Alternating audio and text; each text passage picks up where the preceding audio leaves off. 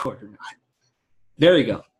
Now we're recording. Yes. We are live here at the Smashby Podcast, episode 3. I'm here with Jenna. Jenna and I met, what's it been, about a year now? Yeah, it was at 7 Stars. Seven Stars, yeah.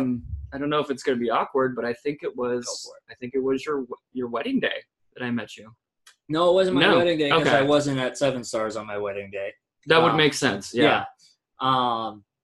But it was probably a few months before that, through a mutual friend of ours, Kelly O. Yeah, who I never remember how to pronounce her last name. It's ironic because I introduced her to 7 Stars, and she introduced me to you at 7 Stars. So had I not ever introduced her, our paths never would have crossed. And that would have been a damn shame.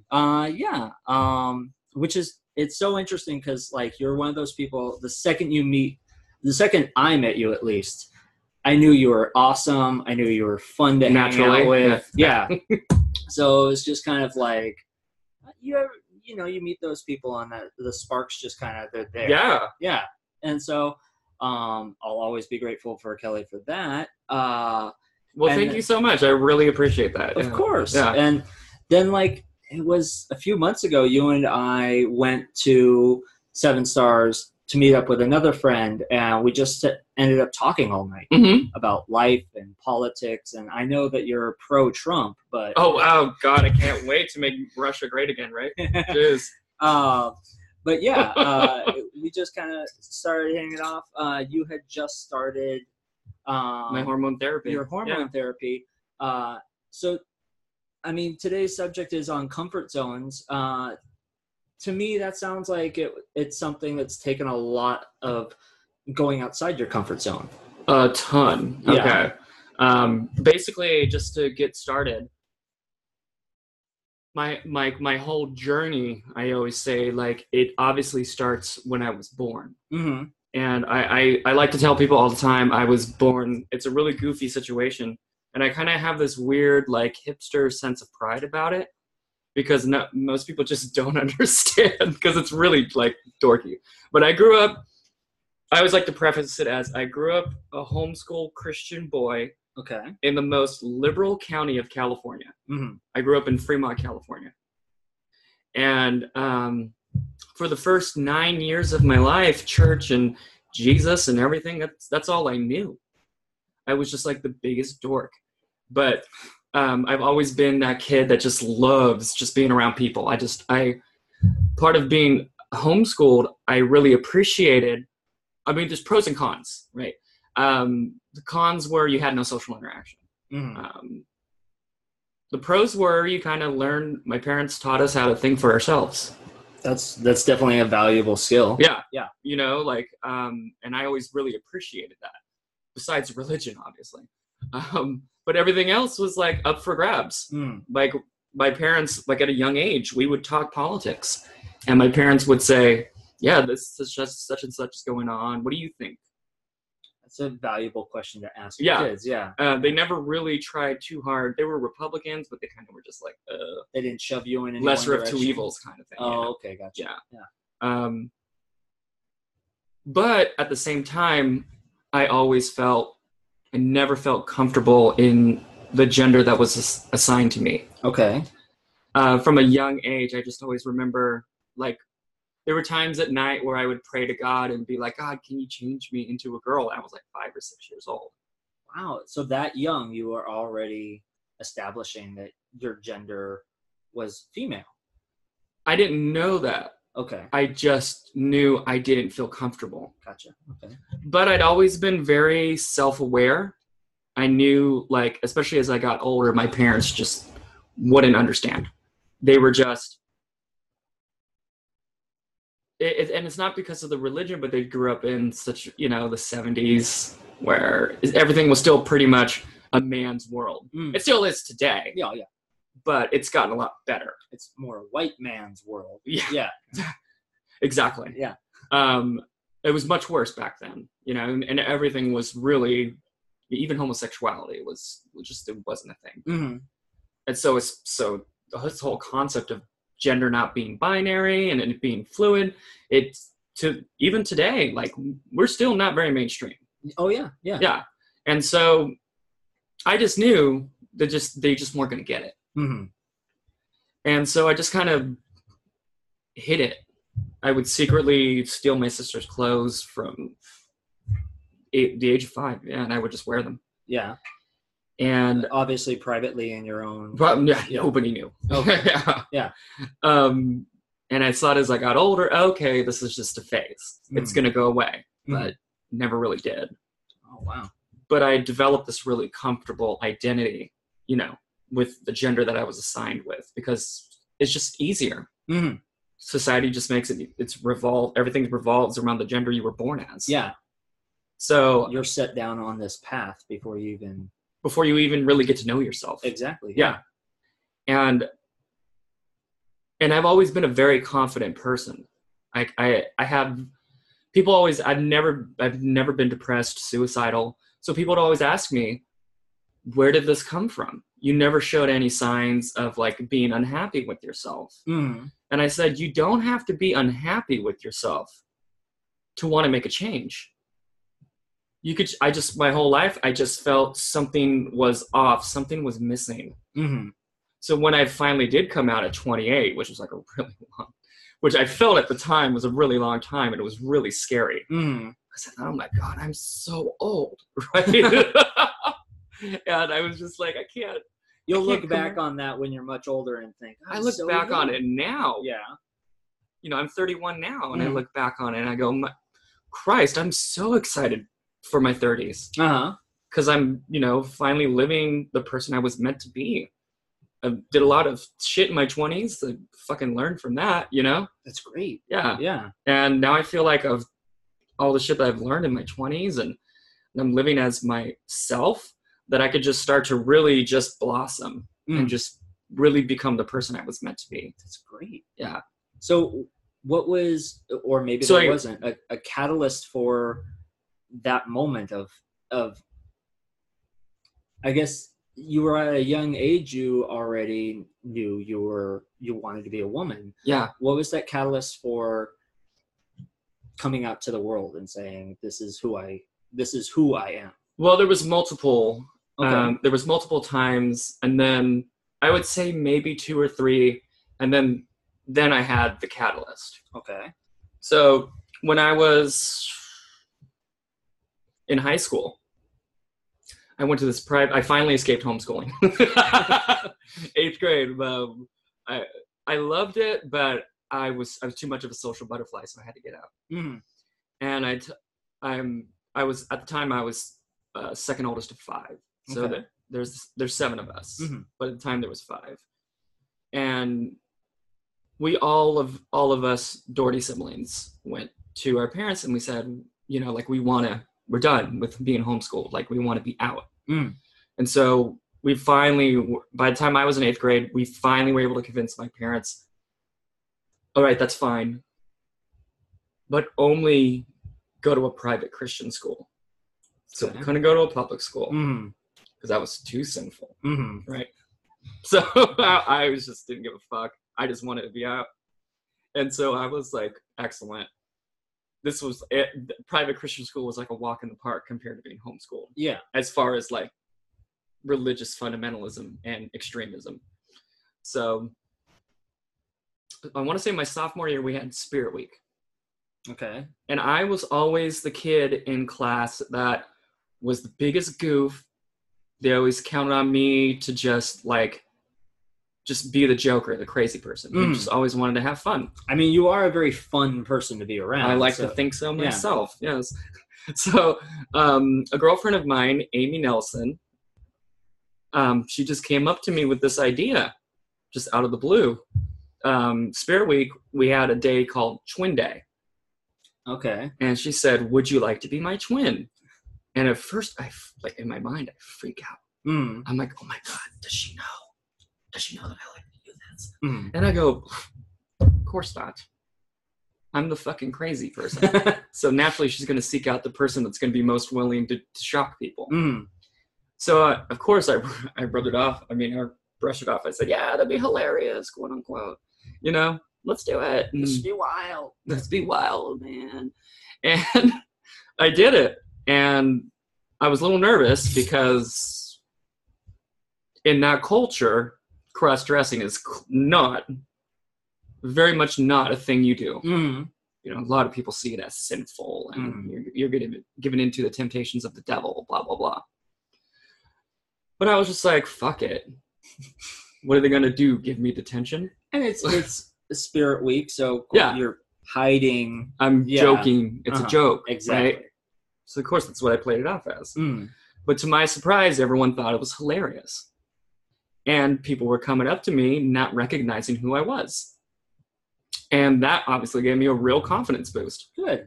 And I said, that was the first time in my life where I just casually thought, maybe this is a thing I can do. Mm-hmm. And that was like 12 years before I came out. Oh, wow. Yeah. So that big gap of time now. Mm-hmm. But that was like the initial thing that set the ball rolling. Awesome. And then I want to say 22, 23, I was Katy Perry for Halloween. Okay. Yeah, because I love Katy Perry. Even though she's kind of right now. But I still love her to death. And I was just so excited because here was yet another opportunity because it was Halloween. No one's going to question you on Halloween. And so here's another opportunity for me to be just fabulous. Yeah. Because all I ever wear is shorts and shirts and manly shit. And so I said, I'm going to take full advantage of it. I shaved my legs, everything. Got this awesome, like, blue wig and just makeup, the whole 9 yards. And same thing. People were just like, they didn't recognize me. They thought I looked great. And that was something that was really and that was what really started to, like, push me to do it more. Because I had stopped being a Christian when I was like 20. So a lot of these conflicts that I had about the constructs of religion. Of like gender norms, quote unquote. Yeah. A lot of that is starting to fall away. I didn't worry about it as much. Okay. But I still was just nervous as all hell regardless. Were you still living in Fremont at the time? Okay.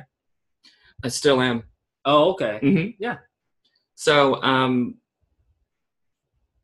that was when I started secretly doing it, even when it wasn't Halloween. Okay. I had a few girlfriends I reached out to, and and I told them, hey, this is, I don't know exactly where I'm going to go with this, but this is something I'm dealing with. And,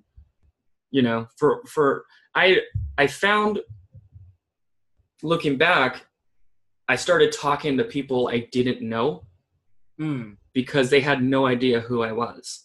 So it made it easier for me to tell them these things. Okay. And I didn't realize why I was doing it at the time. And eventually I went from people I didn't know to people that I somewhat knew. And then eventually I just started getting more and more confident to the point where when I hit the catalyst point, 2015, Caitlyn Jenner came out. Okay, so that's what kind of motivated you to. Okay. A lot of people don't realize how big that was. They really don't. Is it just because it's somebody in the mainstream? Okay. Because before that, we were just kind of in the shadows. We were just kind of like, people thought we were. Every time I go out, people thought I was a drag queen. Okay. Especially like, cis straight boys. Yeah. They don't know much. I don't hold it against them most of the time. It's because it's kind of not their fault. So do you view that, just to get off on that tangent, more of a like societal thing of if they were just better educated on LGBT? And I think the biggest thing is the toxic masculine grip that our society has, where it shames them into being feminine and being able to be open with their feelings and talk about things. Interesting.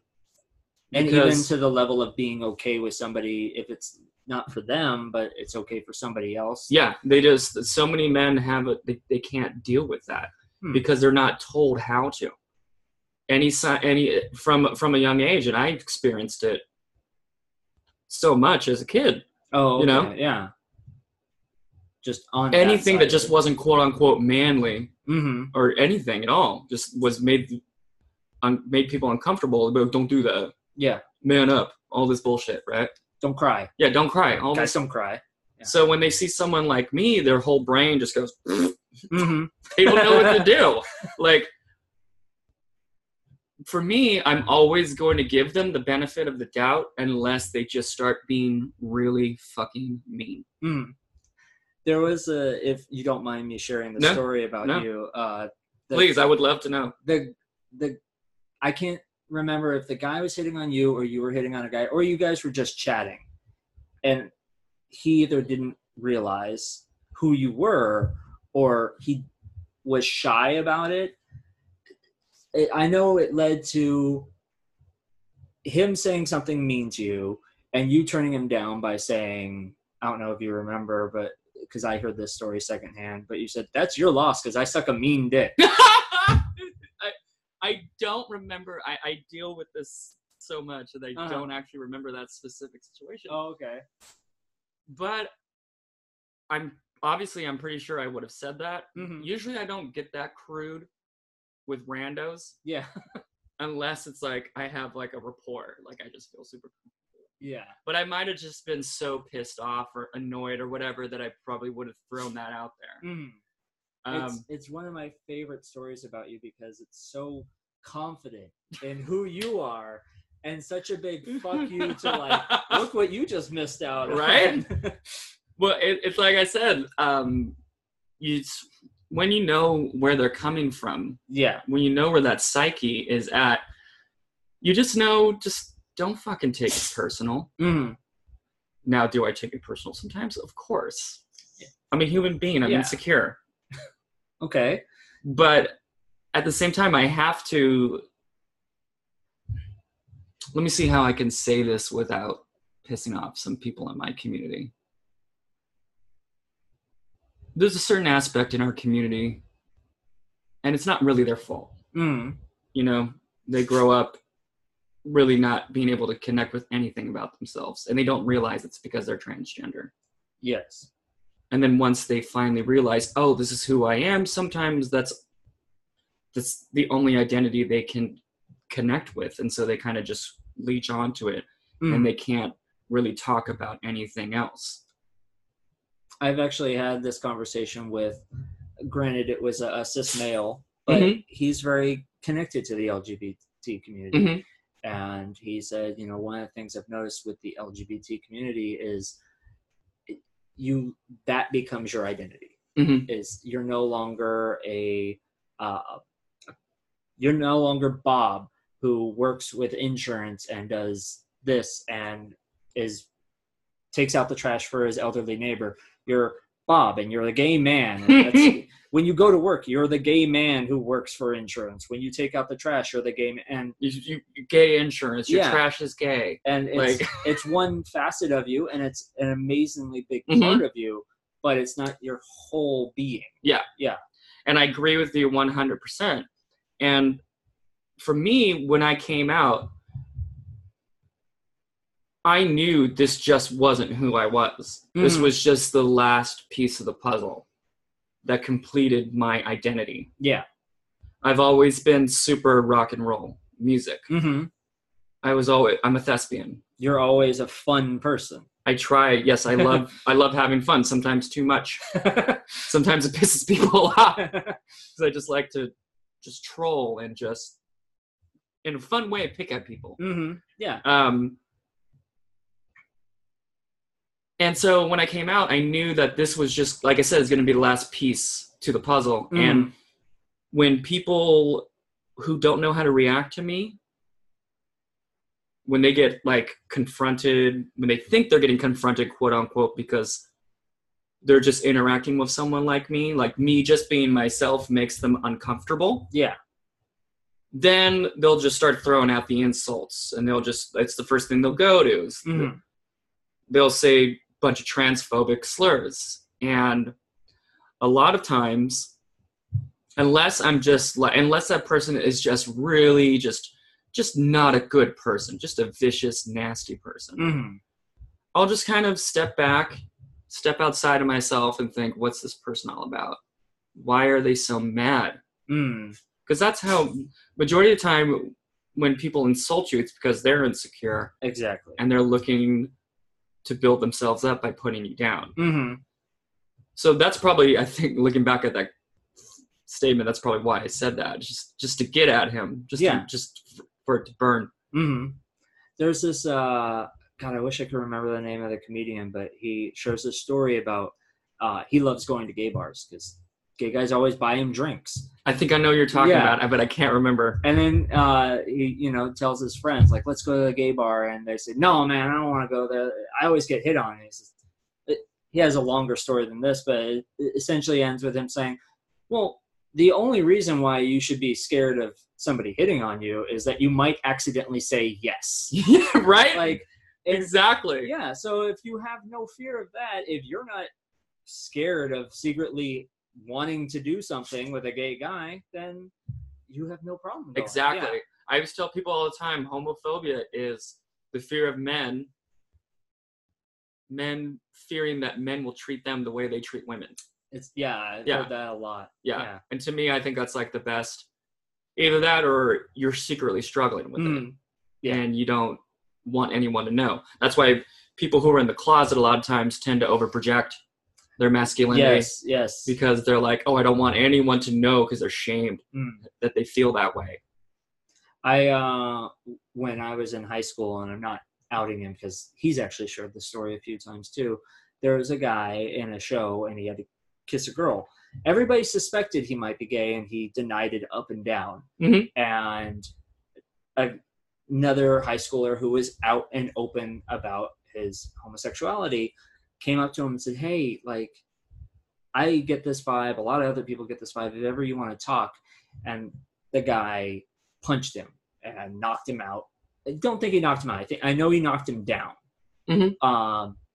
And there was a big school incident, people were suspended. People talked about it for a while. And then 2 years later, I saw him on a college campus holding hands with his boyfriend, walking. I think I bumped into him. Yeah, I was at a coffee shop, and I bumped into the guy who he knocked out, and I said, hey, like, I'm sorry that happened. For what it's worth, I saw him, and he said, I know, after he hit me and after he was suspended, he came to me and apologized, and I feel like I helped open him up to realizing that about himself. But he had to project this over masculinity. I'm going to punch anybody who even because you hit too close too fast. Exactly. And so that just they pushed him outside his comfort zone, and he was not ready for it. No, not at all. Yeah. It's so strange. Like you said, toxic masculinity is just, it can really destroy. It's an epidemic, and a lot of men don't see it because to them it's just normal. Mm-hmm. That's just how it is. That's just man up. Oh, it's dumb bullshit. If you can find a way to be comfortable with who you are, and doesn't matter what happens. Like, you and I can become best friends, and I'm a cis male who likes women, and I love hanging out with you. Yeah, and I love hanging out with you because you don't fucking like see things like in a box. Everything is just like you take it as it is, and you let it roll off your back. Well, yeah, if you know who you are, there's nothing that nobody can do that's going to push your fears outward. Mm-hmm. Like, people can come up to me and be like, you're an alcoholic, and I'll drink to that. Sure. Yeah, right. Or you're like, maybe I am. Maybe I am. According to you, I am. Yeah. According to my friend who's passed out at the bar, I don't drink enough. So right. Between the two of you, one of you. And you know what's funny? That's when I constantly, like, it's really hard, even in the Bay Area, it's still really hard. Mm-hmm. A lot easier than if I was living in the South. Yeah. But it's hard. It's still being a transgender woman, man, non-binary, whatever. Well, you don't fit into some box of like society says you're a man or you're a woman, and you fit into whatever box you want to fit into. Yeah. But to most of society, they would look at you and go, I don't know. I don't know where to put her. And it's like, it's not your job to put her in any box. Exactly. Yeah. You know, I had that point of, and now it's slipping from me. Yeah, it's okay. But that's why you have the pen and paper. Right. I know, but again, the improv, the theater kid in me, I'm like, notes. Yeah. Fuck that. Let's not. Right. But just go off the top of the head. Go off the top. Yeah. But to circle back to Caitlyn Jenner. The catalyst. Yes. Yeah, I mean, she was a cisgendered, privileged, rich. No, she wasn't always rich. True. Yeah. So she did have a bit of a humble upbringing. Yeah. But she's older. She's a lot older. So she's got a much more traditional upbringing. And so adding to that on top of the fact that she was the first A-list celebrity to transition in the public spotlight. People don't realize how hard that is. That's extremely hard. Being the first of anything is really hard, yeah. She's not the first, obviously. There's a lot of amazing trailblazers that came before her. And in a lot of ways, like, I don't agree with a lot of her politically. Kind of irritates me. But what she did for all of us, I can't ever say enough. If I met her, I probably just would like fangirl so hard because I'm just like, what you did pushed us forward 5-10 years. Yeah. And she was 65 when she came out. I didn't realize she was that old when she came out. She doesn't look amazing. No, she's amazing. She's beautiful. Yeah. And so I'm sitting here thinking, I'm fucking 28. She's lived like 3 of my lives. Yeah. Maybe 2. I don't know, 2.5. Yeah. So why am I going to sit here and say, oh, it's too late? And she was in the spotlight the whole time? Yeah.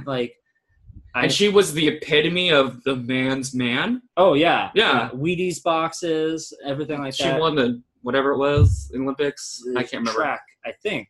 Yeah. Track or pole vaulting. I'm a big sports girl, but like football, baseball, I don't really follow. Oh, okay. Olympic stuff too much.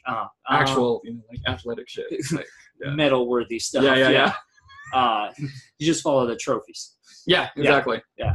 I actually had an interesting question, and I hope that you won't hate me. No. I tell people all the time, our biggest problem, and it goes both ways, is ignorance. Oh, okay. Well, I've got plenty of that. So, so do I. Right? I want, as much as I want to feel comfortable with people, I want other people who would likewise be an ally. And let me reword that. People, okay, you might have to edit this part out. Okay. Edit. But I'm going to rethink this real quick. Go for it. People who are kind of on the fence.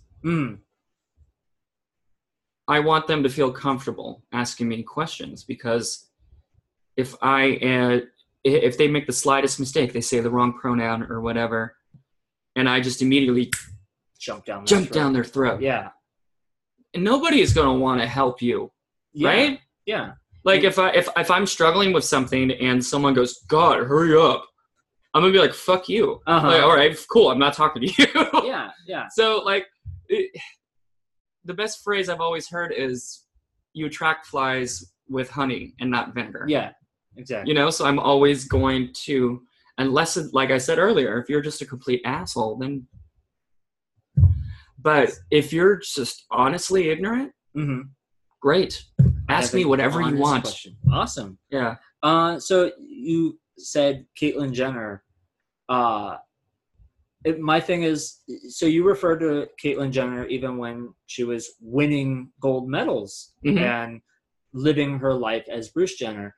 Do you always, as soon as somebody comes out, refer to them as the she pronoun? Yes. Always? It's not he and then... I know that's tricky for people because it's hard. It's past tense. You don't think about it.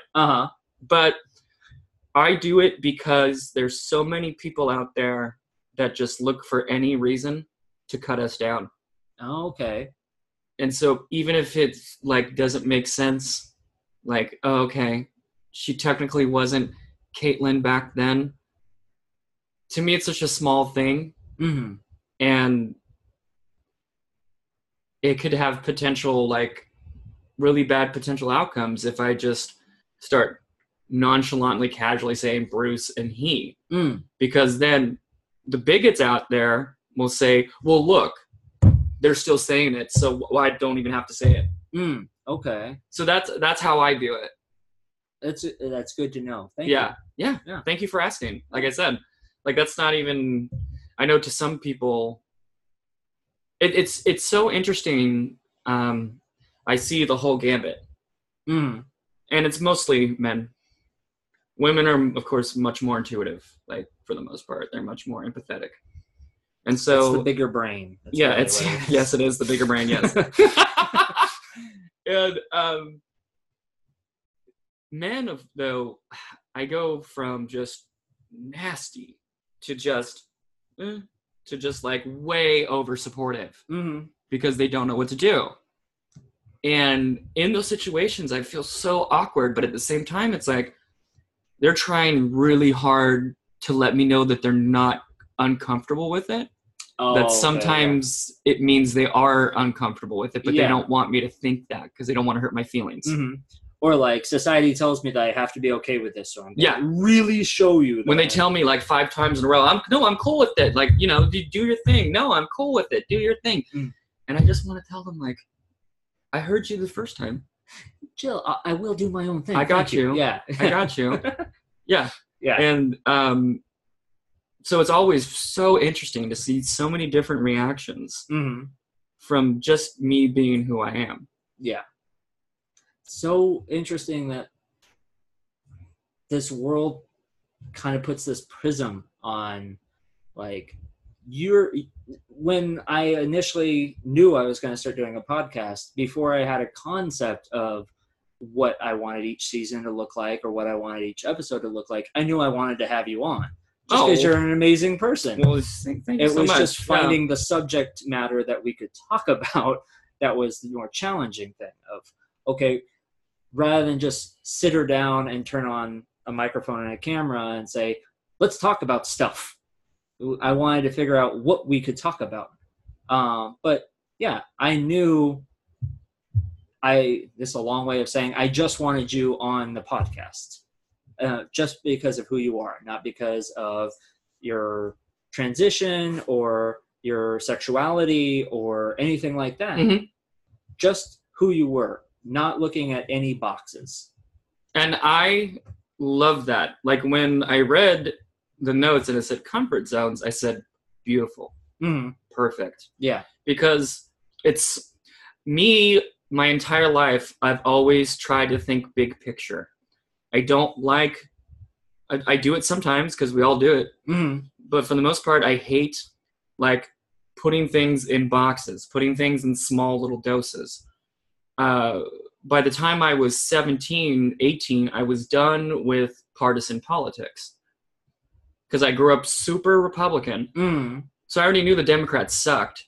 But once I woke up and realized the Republicans suck too, I'm like, well, I'm not going to the Democratic Party because they suck also. So I kind of latched on to libertarianism for a little bit. Okay. But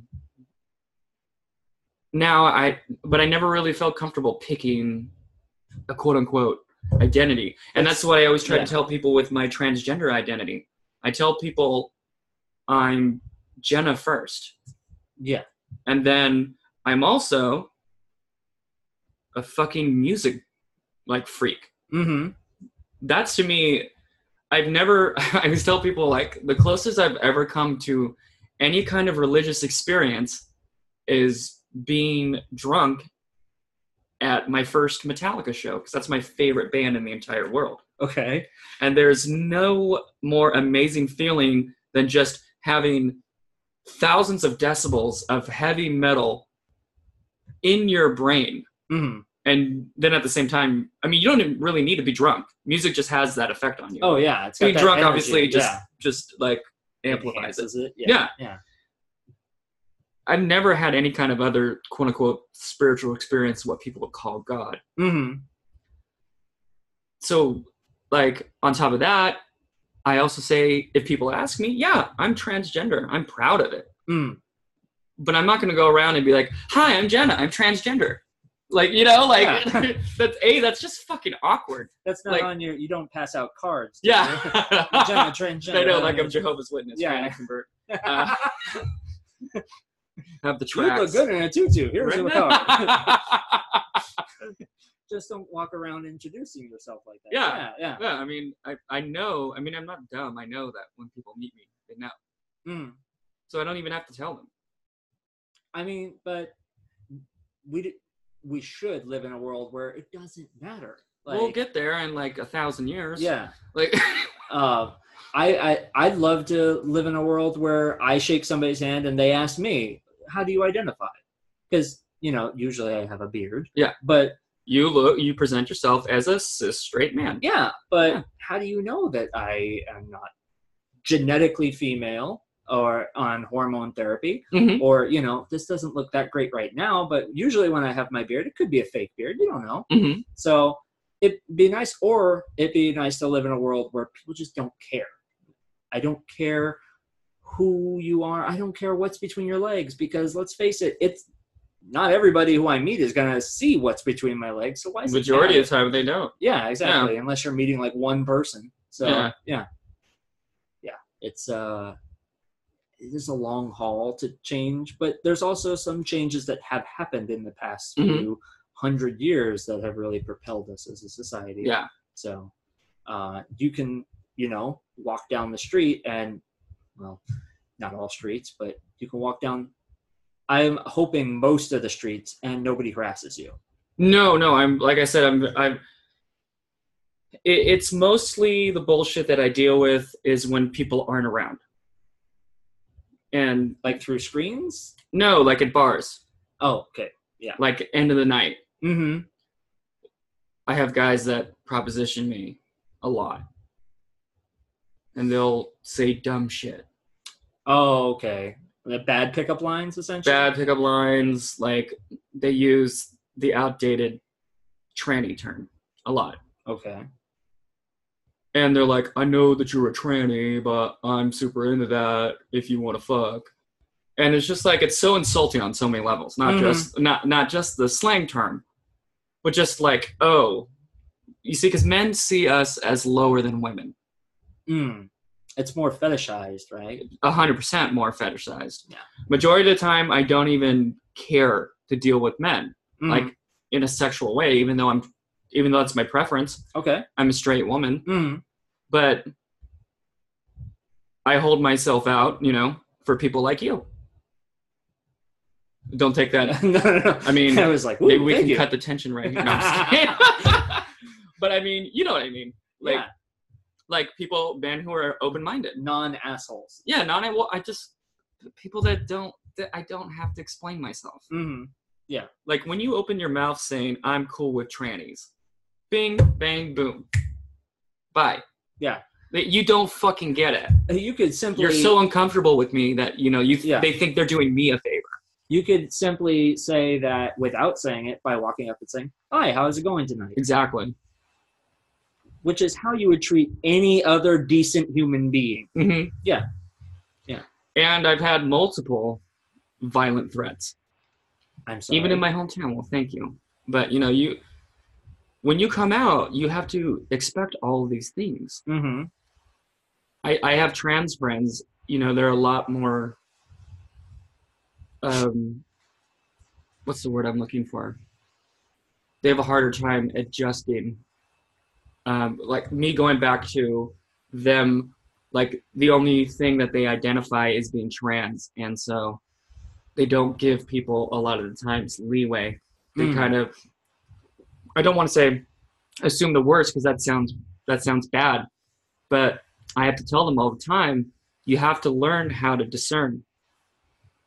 You have to learn if that guy says something stupid to you, are they being honestly ignorant? Or are they being an asshole? And then you react accordingly. Yeah. Because if you're going to assume that everyone's out to get you, you're going to have a shitty life. That's just the truth. Yeah. If everybody's your enemy, then you're kind of always on guard. You're always on guard. Everything sucks. Mm-hmm. Yeah. Like you can't have true happiness. Yeah. And so, and I tell them, like, I'm not trying to like insult you and make you feel bad, because I want you to be happy. And you have to learn that life sucks sometimes. Mm-hmm. And we just have it a little bit worse. I mean, that's being generous. Yeah. Yeah. Well, I've always been a half glass full kind of person. Mm-hmm. Yeah. My problem is I'm too trusting of people. I've become a lot more cynical as I've gotten older. Mm-hmm. But my natural mode is, oh, who are you? Let's hang out. Oh, now we're best friends. Mm-hmm. Like, that seems to work, from what I've seen, work out well for you. It works out a lot more in my favor than it doesn't. Okay, that's good. Because I'll give you an example, mm-hmm. right? I'll be hanging out with my girlfriends at a table, and there'll be like 2 guys there I don't know. Mm. They'll be talking with every single girl at that table except for me. Yeah. Mm. Now, I could sit there and say, fuck them, transphobic douchebags. Mm-hmm. Or I could say, maybe they don't know what to say to me. Maybe they're just uncomfortable. And so I watch them, and I pick up pretty quickly mm-hmm. what they're all about. Yeah. And I just start talking about things, like if they're wearing like a football shirt. Raiders are my favorite team. There you go. All of a sudden, boom, that guard's down. Mm-hmm. And, do you know about Raiders? Or they're like, fuck the Raiders. I'm an Raider fan. I'm like, well, okay, fucking wine and cheese team. Cool. But then by the end of the night, we're not best friends, but they're a lot more comfortable with me. Mm-hmm. And next time they see another transgender person, they might think twice. I wonder if she likes the Raiders. Or they're like, oh, maybe this person, is just a human being. Yeah. Yeah. And it's not like, I'm wondering if toxic masculinity, mm-hmm. the second they in their minds, the second they talk to you, you're going to be all over them. Oh, let's go out. Oh, let's hang out. Oh, I really want to get with you. They treat us like they treat gay men. Mm-hmm. Because some of them stink. Yeah, they do. Some of them think we're still men. Uh-huh. And so that's another stupid, thing I have to deal with. Yeah. Did you ever see the movie, trust me, this ties in, American Wedding? It was part of the American Pie series. No, after the first one, I didn't really care. Oh, okay. They got better after the first one. No kidding. Enough. I did not enjoy the first one. I liked all the other ones. Okay. Anyways, American Wedding, there's one part where, God, what's his name? Jason Biggs? No. Sean William Scott's character. Stifler. Yeah. He's how I describe every asshole guy. He's kind of the mentality of the asshole douchebag, homophobic. And in this movie, he's homophobic. He's at a gay club, and he says, I don't like gay guys because, they're all going to want to sleep with me. And another gay guy says, well, that's funny because, no, we don't want to sleep with you. No, not at all. You're a douchebag. Yeah. And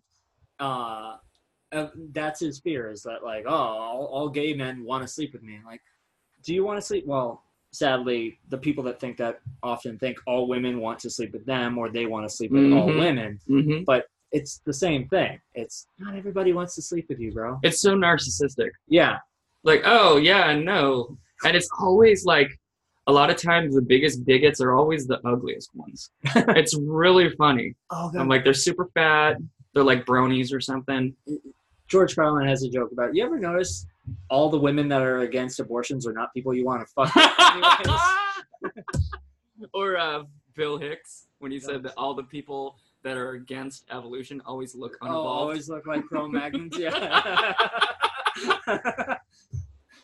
It's so true. It is, yeah. And, like, it's just a sad state of affairs that one side of it is ignorance of just, I don't know how to address this person, if I can address this person, if they'll jump down my throat if I say something wrong, because I have had that happen when I was in college. I asked much ignorant but polite way of asking, and somebody jumped down my throat about the question. And I went, okay, I'm sorry. And it took me back, but I did have the wherewithal to say, that's this person. And in the same way that somebody might ask me a question about martial arts and I might jump down their throat, somebody else might ask the same question and they would simply just, here's your answer. And that's when I tell my trans friends where discernment plays a big role. You have a guy who's honestly ignorant and he asks me a dumb question. In my mind, my immediate reaction is, oh, this fucking idiot. But I sit there and I think, okay, I could react aggressively, but what's that going to do? That's only going to make him upset. And then he's going to be less willing to listen to me. So instead, I politely say, actually, no, it's this, but I appreciate you asking. Next time you come across someone like me, say this instead. And so they still feel bad, but a lot of times you can see them thinking in their head, something, a light bulb comes on. Yeah. Interesting. So to bring it back, would you say that people just need to step outside their comfort zone? We always, at all times, should constantly push ourselves to think outside the box, to challenge your comfort zones, because you don't grow and you don't learn as a person if you don't. It's true. If you sit and think, I have everything figured out, I don't need to be accommodating to other people, you're just a selfish asshole. And I try to do that with myself all the time. I constantly evaluate myself and saying, am I being, because I'm also a very aggressive person. If I think that I'm right, a lot of times I will just say, no, you're wrong. And I won't listen because I'm like, I know I'm right. And I have to always check myself and say, was I right? Was I not thinking about this too much? Because if you come across too pushy and aggressive, people are not going to want to talk to you. I've always tried to, how I challenge it is, let me come at this thought from another point of view. Almost like an attack. This is my gut reaction when somebody says, this is how it is. Okay, but maybe let me try this solution. Okay, that one worked. Let me try this solution. Oh, that had a better outcome. Let's try that instead. Yeah. And so it's, people view it as, oh, this is the way I view the world. Again, with the boxes, man, woman. Maybe let me try coming at it from the prospect of, maybe you're born with one set of genitalia and you want another one. Maybe there's two boxes for me, and that's just my own opinion of, I view myself as a man or I view somebody else as a woman. But if you have a different set of boxes, that's fine, because maybe behind these two boxes is an infinite universe of boxes. Choose behind door number 1. Yeah, exactly. Yeah. No, I agree 100%. Like, you just always have to be willing to push yourself, I guess. That is, push yourself outside your comfort zone.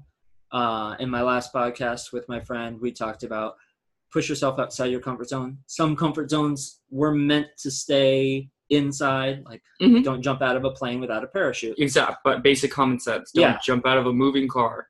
But if you're at a bar and you see somebody and you recognize them as trans, or maybe you don't even recognize them as trans, don't be afraid to introduce yourself.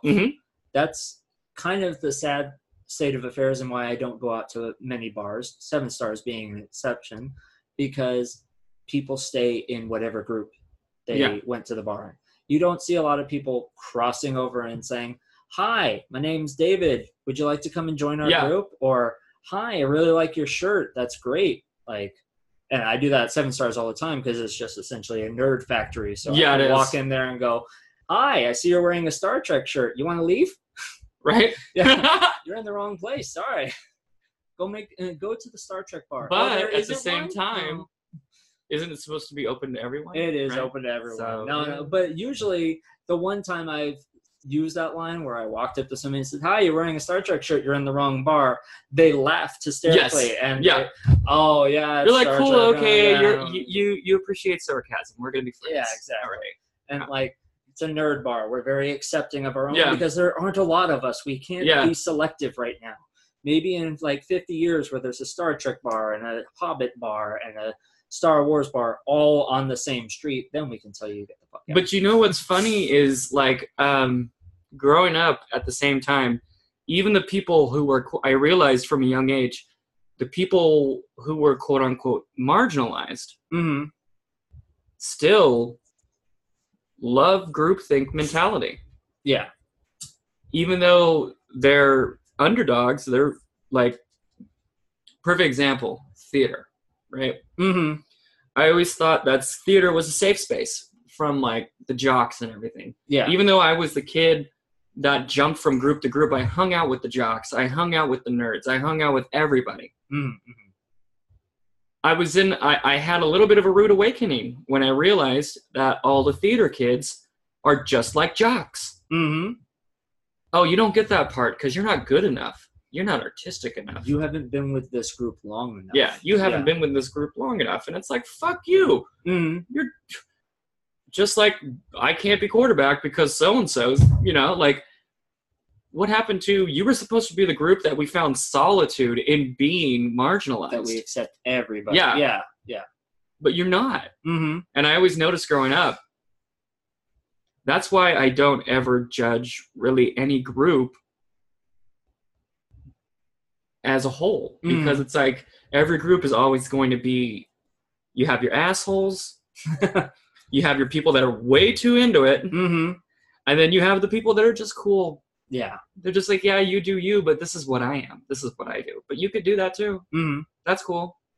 See, when I was in theater, I didn't do any acting roles. I was stage manager. You were tech. Yeah. Yeah. And you were in the nerds. I was in the nerds, but I got to see, the stars all hanging out and the chorus all hanging out. You rarely saw them interact. Yeah. And I just blew right through it because, the chorus people would be standing in my way and I'd push them out of the way, and the star, oh, you can't push me out of the way because I'm the star. Move.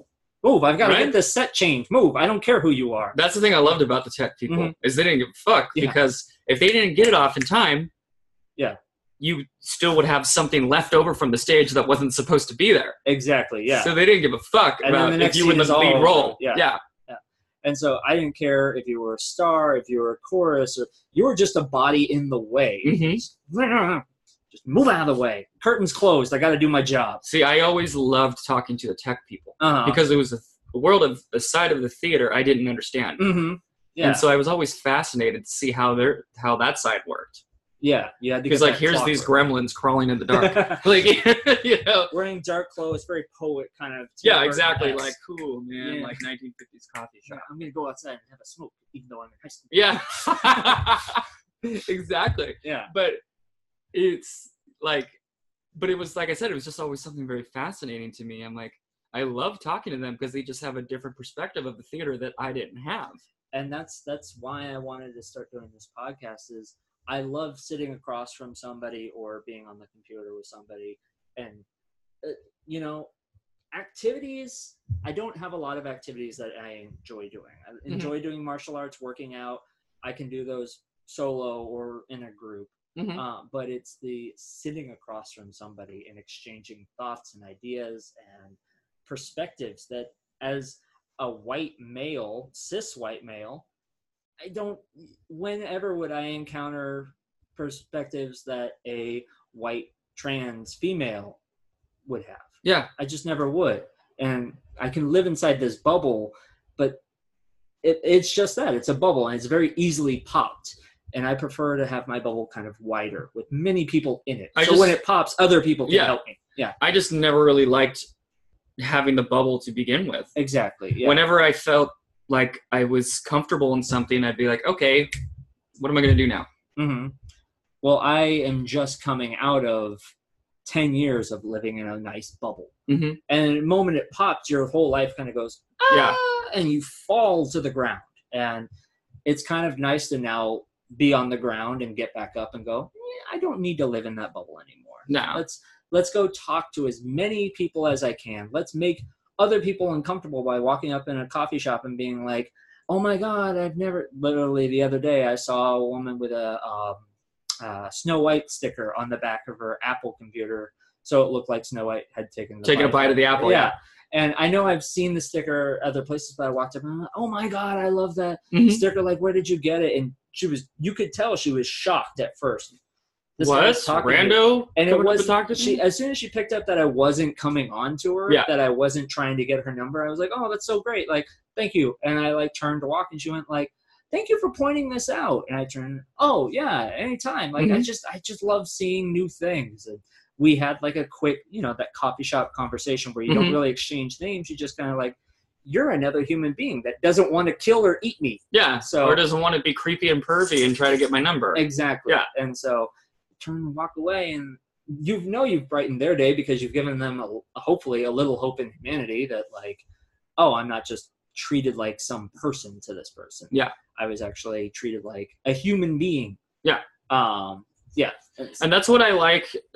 I've never really felt, that's why I said I never really felt comfortable being in a group, because I never really liked attaching myself to one thing.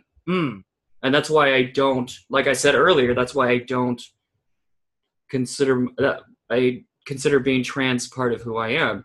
I don't want people to think that this is all who I am, because it's not. Yeah, exactly. Yeah. I was a big metalhead for a long time. Still love metal, but like every other group, I found it. Eventually, I found it once the whole aura wore off. It was just like a bunch of like overweight, whiny men who just have like masculinity problems. Now, is there a lot of cool, amazing shit in the metal community? Fuck yeah. Yeah. Like Metallica, my favorite band, they sing about amazing stuff, like super introspective stuff, just conflicts of authority, fear, and all these really cool ideas that push people out of their comfort zones and push people out of their boxes. Like every other group, you have conflicts within that group. But it was just like, again, it was like another group where, oh, you know what? I love it. I love metal, but I'm not going to consider myself a metalhead anymore. I went from punk. Well, technically, I started in Christian music because that was the only thing I was allowed to listen to. Now, is it Christian rock or like Christian gospel singers? Well, I listened to Christian rock. Oh, okay. Because it was more edgy. But it was still fucking lame. Although, like every other genre, there's actually some good shit. You kind of got to look for it. Oh, yeah. Like Demon Hunter. I love Demon Hunter as a Christian metal band. Yeah, I can't get into Demon Hunter because it's part of that whole hardcore scene. I never really was. Oh, okay. Yeah. Too hardcore. I went through all my Christian phase in high school where I listened to like everything from gospel rock singers to like... Gospel's incredible. Yeah. Especially old school 50s gospel, like Sam Cooke. Yeah. Beautiful songs. Yeah. But then you've got like Dogwood, Haste the Day, 1,000 Foot Crutch. Yeah, I remember all those bands. Yeah. I was more so the 90s Christian ska / 90s Christian alternative, like Five Iron Frenzy. Yes. DC Talk, even though they were definitely really fucking corny. I forgot about DC Talk. I love that you actually know who DC Talk is. Oh, yeah. That's just even... They had that one song... Jesus Freak? Yes. Everybody was singing for like... Well, everybody at my church was anybody singing. Who was cool was singing it. It's so interesting you bring this up because just recently I was like in my car and I was thinking about 1,000 Foot Crunch and I... Siri, look it up. She couldn't find it, but I went into Apple Music. I found a couple of their songs. I started playing, and I went, when I was in high school, this sounded a lot more hardcore than it does now. Yeah. Now I'm listening to it going, these guys, they sound a little soft. We used to call it 1,000 Foot Crotch. For the longest time, I thought it was crutch. Crunch? Crutch, like the crutch. Oh, well, that's a random. Yeah, and then I think it's because one of their albums had a big crutch in it, and I was like, oh, that's what it's got to be. And then one day I was looking at it, I was like, that's not how you spell that. No. No. But if you say it quickly, nobody bats an eye on it. It's No. crunch or crutch. They'll just say it really fast. Yeah. So, well, this has been great. I love it. Did you have any other pieces of advice? Oh, not right now. I'm sure it'll come to me later, and I'll be like, man, I should have fucking said this or said it this way. Blah, I'm blah, going to blah. have you back on anyway. I would love to. Yeah. Yeah. Let's see. Do I have any closing remarks for you? I don't think so. So Ladies and gentlemen of the jury. Yes. As always, I want to thank Jenna for being on the show. Thank you. Manny, our tech whiz, Arlie for designing our logo, and thank you to our listeners for supporting the show. This has been the Smashby Podcast. Stay strong, everybody. Bye.